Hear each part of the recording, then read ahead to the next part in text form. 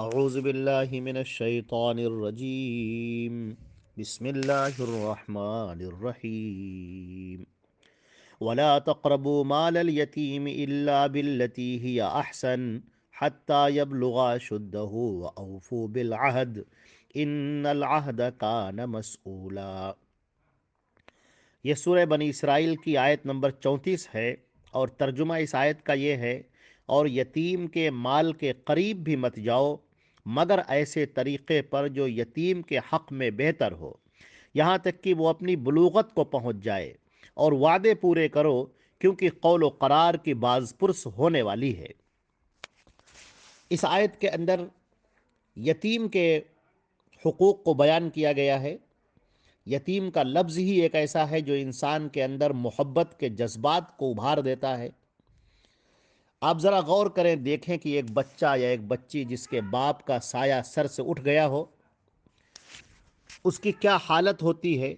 اس بیچارے کی۔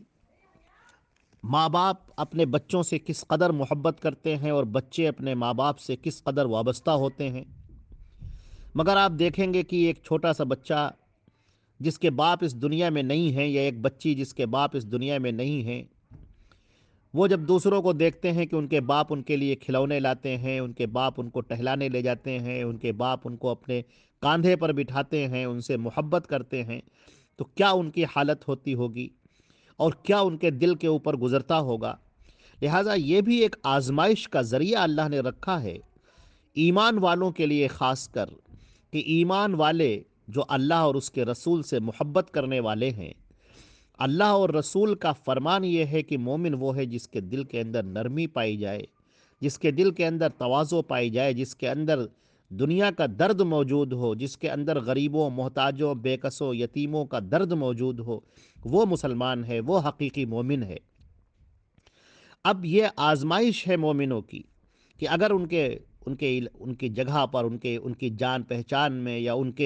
ان کے نگاہوں کے سامنے کوئی ایسا یتیم ہے، کوئی یتیم بچہ ہو یا بچی ہو، تو اس کی وہ فکر کریں، اس کی وہ کفالت کریں، اور اس کی وہ ذمہ داری اپنے سر پہ لے لیں، اس طور پر کہ اس بچے کو یا بچی کو احساس نہ ہو کہ اس کے باپ ختم ہو چکے ہیں۔ وہ اس قدر اس کو پیار دے، اس قدر اس کو محبت دے کہ وہ بچی یا بچہ وہ بھول جائے،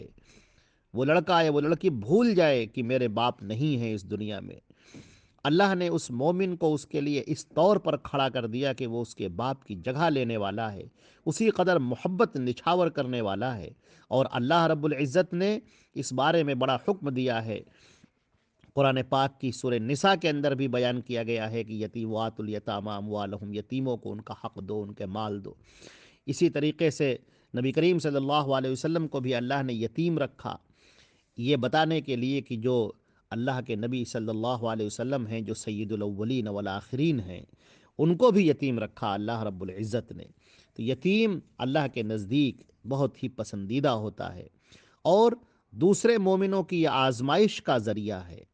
لہٰذا اللہ کے رسول صلی اللہ علیہ وسلم نے فرمایا کہ انا وکافل الیتیم ہاکذا فی الجنہ۔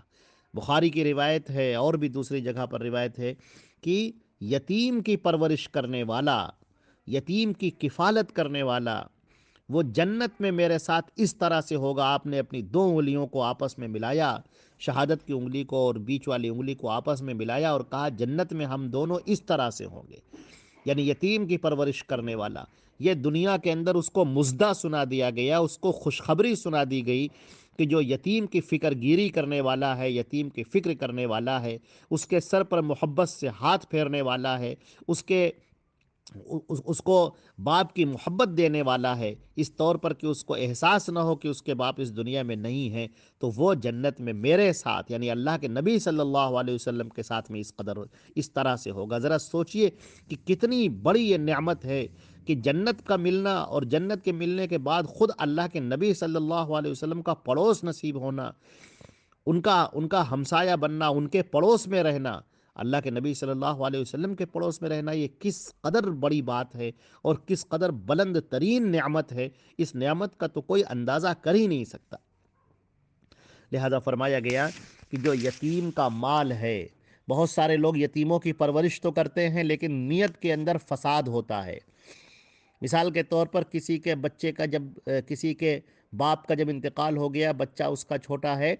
تو اس کی دولت کو، باپ نے جو دولت چھوڑی ہے، جو سرمایہ چھوڑا ہے، اس کو ہڑپ لینے کے لیے بعض لوگ یتیموں کی کفالت کر لیتے ہیں کہ ہم اس یتیم کی پرورش کریں گے، اور مقصد ان کا یہ ہوتا ہے کہ اس کے سارے مال کو ہم ہڑپ کر جائیں گے۔ اللہ نے بیان کیا ہے کہ وَلَا تَقْرَبُوا مَالَ الْيَتِيمِ، یتیم کے مال کے قریب بھی مت جاؤ، یتیم کے مال کے قریب بھی مت جاؤ، اس کو ہڑپنے کی سوچو بھی نہیں، اس کا حق دبانے کی سوچو بھی نہیں۔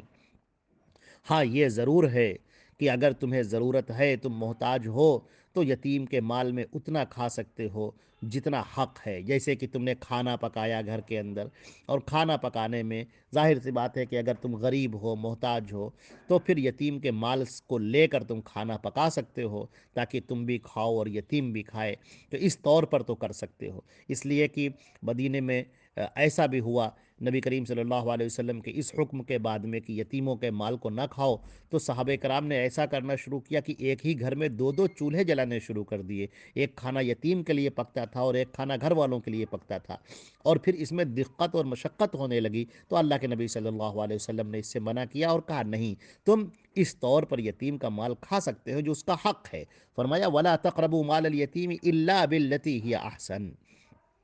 یتیم کا مال کے قریب بھی مت جاؤ، مگر یہ کہ ہاں جو اچھا طریقہ ہے اور بہتر طریقہ ہے۔ اور بہتر طریقے میں ایک بات یہ بھی بیان کی گئی ہے کہ آپ اس کے مال کو ایسی جگہ لگا دیں جو مال بڑھتا چلا جائے، یعنی آپ نگرانی کریں اور اس کے مال کو بڑھانے کی فکر کریں، کیونکہ وہ چھوٹا بچہ ہے یا چھوٹی بچی ہے، اس کو کیا معلوم، وہ مال سے کھاتا رہے گا اور اس کو پتہ بھی نہیں چلے گا کب اس کا مال ختم ہو گیا۔ لیکن تم تو عقل مند ہو، اللہ نے تمہیں تو ذہانت سے نوازا ہے، تو تم اس یتیم کے مال کو ایسی جگہ پر لگا دو جو تجارت کا ذریعہ ہو، جس سے اسے فائدہ ملے، اور جب وہ بالغ ہو جائے تو مال اس کے حوالے کر دو۔ بالغ ہونے کے بعد میں جب وہ پختہ شعور کو پہنچ جائے تو مال اس کے حوالے کرو، تاکہ وہ مال کو ضائع نہ کرے بلکہ مال کو اور آگے بڑھائے۔ تو یہ جو تم نے عمل کیا ہے، یعنی یتیم کی پرورش کی، اس کی کفالت کی، اس کی خوشیوں کا خیال رکھا، اس کی اچھی تعلیم و تربیت کی، اس کا صلہ اللہ رب العزت تمہیں دیں گے، اور ایسا صلہ دیں گے جس کے بارے میں تم نے تو سوچا بھی نہیں ہوگا۔ نبی کریم صلی اللہ علیہ وسلم نے فرما دیا کہ میں اور یتیم کی پرورش کرنے والا جنت میں اس طرح سے ہوں گے۔ اللہ اکبر، کتنا بڑا مزدہ ہے۔ پھر فرمایا گیا وَأَوْفُوا بِالْعَهْدِ، اور عہد کو پورا کرو،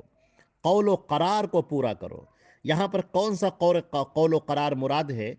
اس کے اندر دو رائے ہیں مفسرین کی۔ ایک تو مراد ہے کہ بالعہد، اس عہد کو پورا کرو، اور یہاں پر وہ عہد ہے جو اللہ اور اس کے بندے کے درمیان میں ہے، یعنی کہ تم اللہ کی بات مانو گے، اپنے خالق اور مالک کی بات مانو گے، اللہ کے رسول صلی اللہ علیہ وسلم کو تم نے نبی تسلیم کیا ہے، ان کی بات مانو گے۔ لہٰذا جو یہ عہد ہوتا ہے، اس کے بعد بندہ مومن ہوتا ہے۔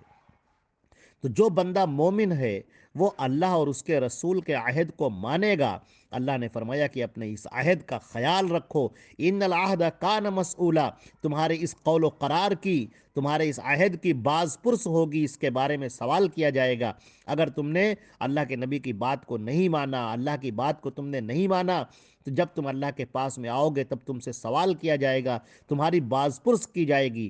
اور ایک مطلب یہ بھی ہو سکتا ہے کہ جو مفسرین کی دوسری رائے ہے کہ عام عہد قول و قرار مراد ہے، یعنی آپس میں جو تم نے عہد کر رکھے ہیں، ایک دوسرے سے جو وعدہ کرتے ہو۔ یہ مومن کی نشانی ہے کہ جب وعدہ کرے تو اس کو پورا کرے، اور منافق کی نشانی ہے کہ جب وہ وعدہ کرے تو اسے پورا نہ کرے۔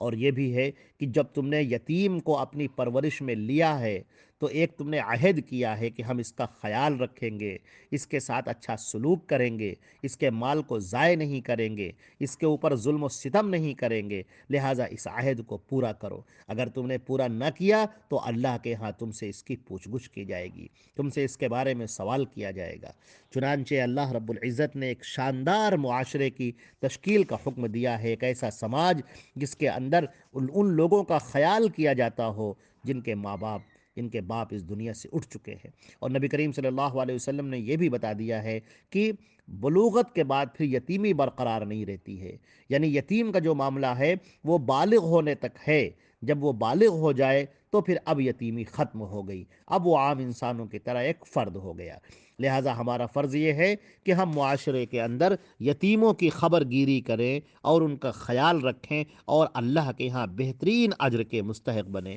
اللہ رب العزت ہمیں اور آپ کو عمل کرنے کی توفیق عطا فرمائے۔ والسلام علیکم ورحمۃ اللہ وبرکاتہ۔